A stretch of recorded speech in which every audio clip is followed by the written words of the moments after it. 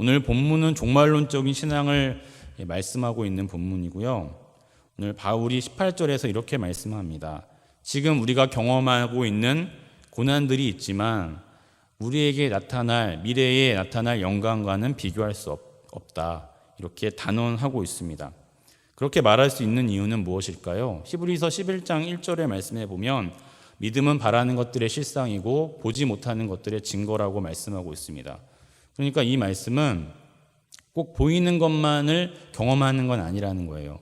우리가 보이지 않는 것도 경험하고 보이지 않는 그 경험이 증거가 되고 또 확신을 줄 수 있다는 말씀입니다. 다시 말해 현재의 고난은 우리가 경험하는 것이고 장차올 영광은 아직 경험하지 않았지만 우리가 예수님을 믿음으로 이미 본 것이고 확신할 수 있다는 말씀입니다.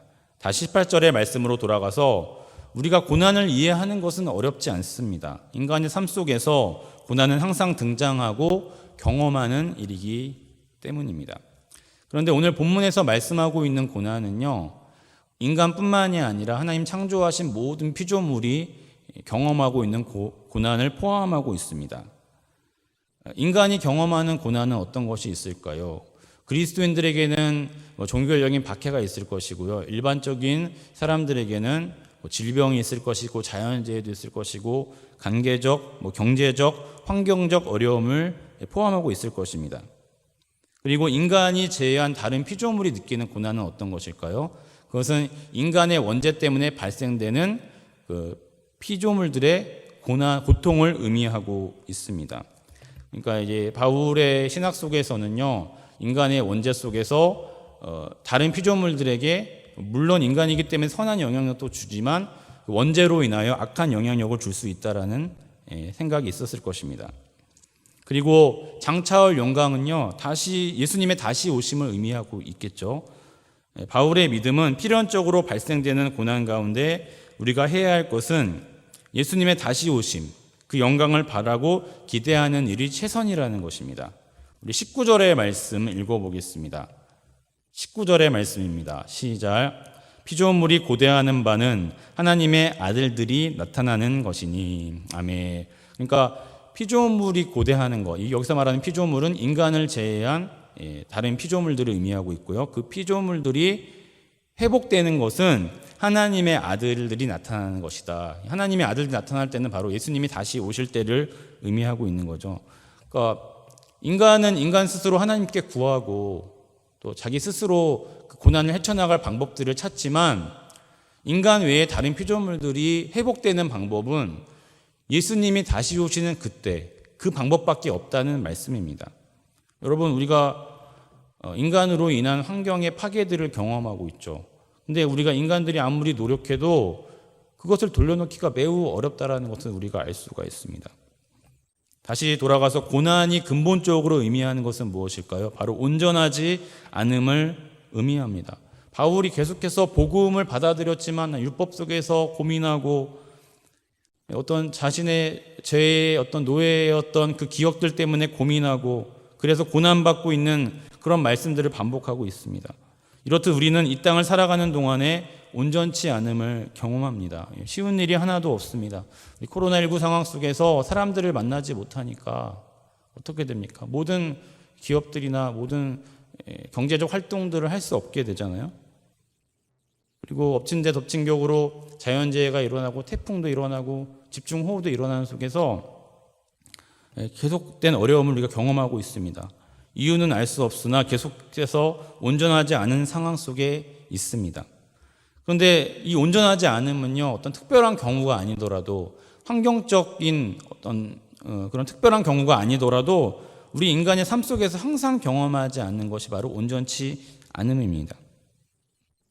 그런데 우리가 느끼는 한계는 무엇입니까? 그 온전치 않음을 해결할 수도 완전하게 하는 것을 우리가 할 수 없다는 것을 느끼는 것이 바로 우리의 한계입니다. 피조물의 경우도 우리가 환경을 파괴해서 그것을 완전하게 돌려놓지 못하고 있다는 것을 우리가 경험하고 있습니다. 이런 상황 속에서 바울의 믿음은 이런 것입니다. 그것을 온전케 되는 방법, 그것을 완전케 하는 시간과 방법은 예수님께서 다시 오는 그때만 이루어질 수 있다는 것이 그게 바울의 믿음이었고 오늘 본문의 요점입니다. 우리가 느끼는 고난의 차이는 있을 수 있을 것입니다. 그러나 고난이 완벽히 사라지거나 해결되지 않는다는 게 우리 인생의 경험 아니겠습니까? 여러분, 우리가 병에 걸릴 때가 있을 것입니다. 병을 치료하죠. 그래서 그 병이 나을 때도 있어요. 근데 여러분, 근본적으로 그 병을 해결하지 못하잖아요. 결국 인간 대부분이 병 때문에 죽기 때문입니다. 그러니까 잠시 그것을 늦출 뿐이지, 그래서 생명을 연장하는 것이지 근본적으로 우리 죽음을 해결할 수는 없다는 것이죠. 계속해서 20절에서 21절의 말씀을 읽어보겠습니다. 시작. 피조물이 허무한데 굴복하는 것은 자기 뜻이 아니오 오직 굴복하게 하시는 이로 말미암음이라. 그 바라는 것은 피조물도 썩어짐의 종노릇한 데서 해방되어 하나님의 자녀들의 영광의 자유에 이르는 것이니라. 아멘. 그러니까 이 바울이 말하고자 하는 것은요, 우리가 온전치 않음을 경험하고 그 고난 속에서 결국 하나님을 발견하게 되고, 그 고난을 주시는 이도 하나님이시고, 그 고난 속에서 하나님을 발견하게 하시는 이도 하나님이시라는 것을 말씀하고 있습니다. 고난도 하나님을 알게 되어지는 하나의 방편입니다. 그 온전하지 않은 고난 속에서 어떤 사람들은 스스로 그 고난을 헤쳐나갈 것이고, 어떤 사람은 사람의 도움을 구할 것입니다. 그래도 한계를 느끼겠죠. 우리 그리스도인들은 하나님이 주신 뜻을 기억하며 장차 올 영광을 기대할 것입니다.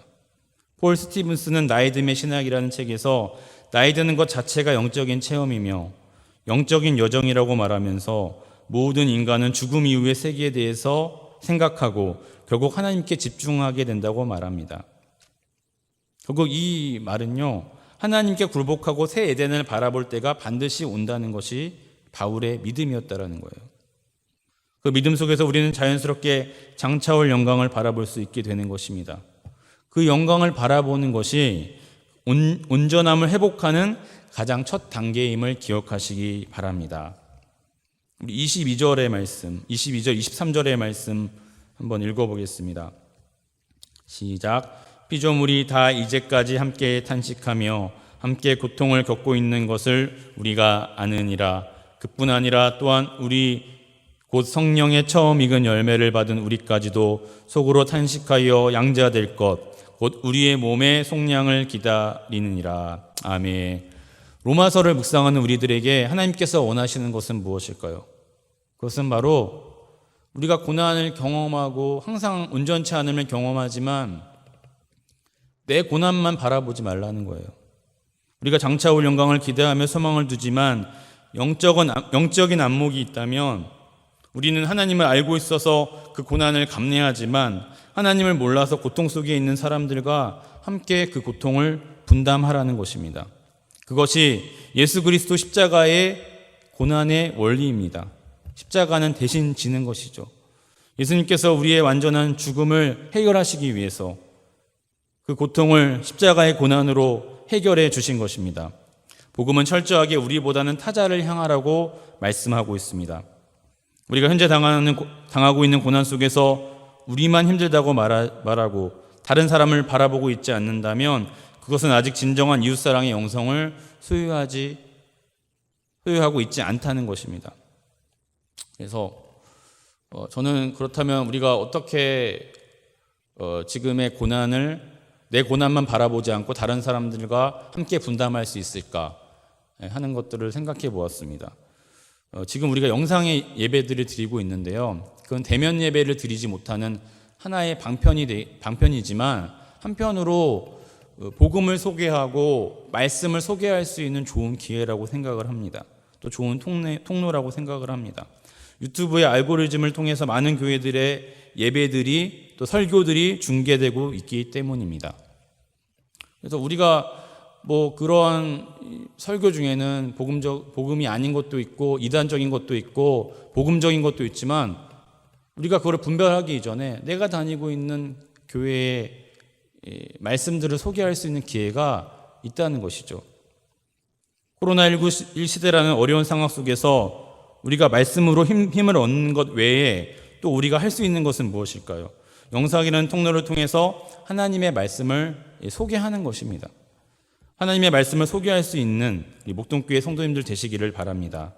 저는 그것이 많은 피조물들의 고통을 이해하고 함께 나누는 하나의 방법이라고 믿습니다. 우리 24절, 25절의 말씀 마지막으로 읽어보겠습니다. 시작. 우리가 소망으로 구원을 얻었음에 보이는 소망이 소망이 아니니 보는 것을 누가 바라리요. 만일 우리가 보지 못하는 것을 바라면 참음으로 기다릴지니라. 아멘. 진리라는 것은 잘 드러나지 않는 특징이 있습니다. 그래서 잘 알아보지 못하고 영적인 눈을 뜨지 못하면 보지 못하는 것이 바로 진리입니다. 그런데 그 진리가 명백히 드러날 때가 온다라는 것이 오늘 말씀입니다. 공생의 기간에 예수님께서 복음서를 통해서 인자가 구름을 타고 다시 오시는 날 그 영광을 보게 될 것이라고 말씀하셨습니다. 예수님께서 다시 오시는 그날까지 고난과 온전하지 못함은 계속될 것입니다. 그러나 기독교 신앙은 오늘 점치면 내일 보여지는 그런 값싼 신앙이 아닙니다. 하나님의 뜻을 따라 정해지고 우리는 그것을 믿음으로 기다리는 신앙입니다. 그것이 참 신앙인 줄 믿습니다. 바울이요, 지식이 풍부한 사람이었습니다. 바리새인으로서 율법에도 완전한 사람이었습니다. 그런 그가 우리에게 말하고자 하는 것은 무엇입니까? 고난 속에서 믿음으로 장차올 영광을 바라보면서 기다리라고 말씀하고 있는 거예요.